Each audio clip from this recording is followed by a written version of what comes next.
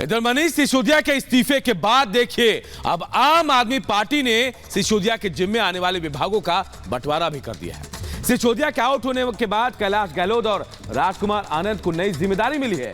Report आपको दिखाते हैं।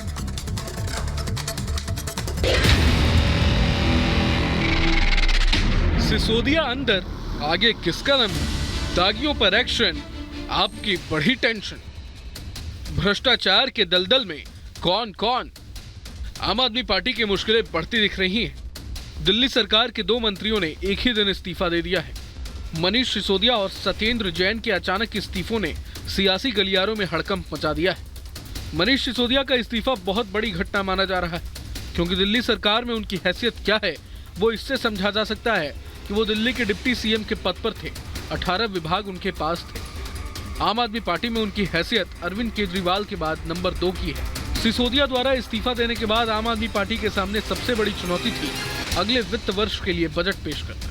बहरहाल काफी सोच विचार के बाद पार्टी की तरफ से मनीष सिसोदिया के विभागों का बंटवारा 2 मंत्रियों में किया गया है। मंत्री कैलाश गहलोत को 8 विभाग सौंपे गए हैं, तो वहीं मंत्री राजकुमार आनंद को 10 विभाग सौंपे गए हैं।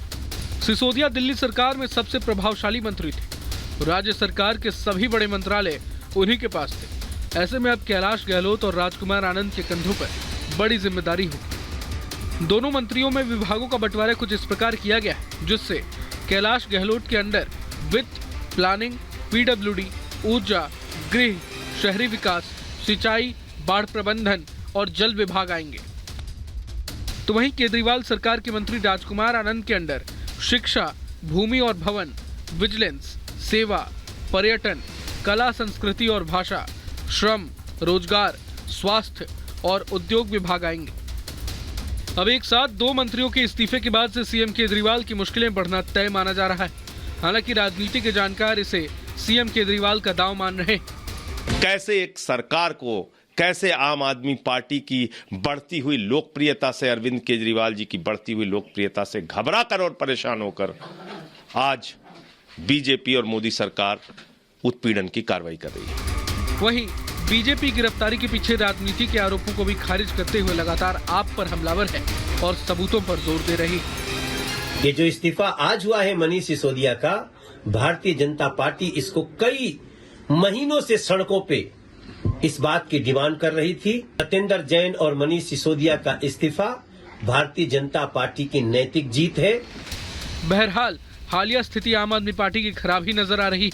आम आदमी पार्टी पर बेहद विकट संकट है।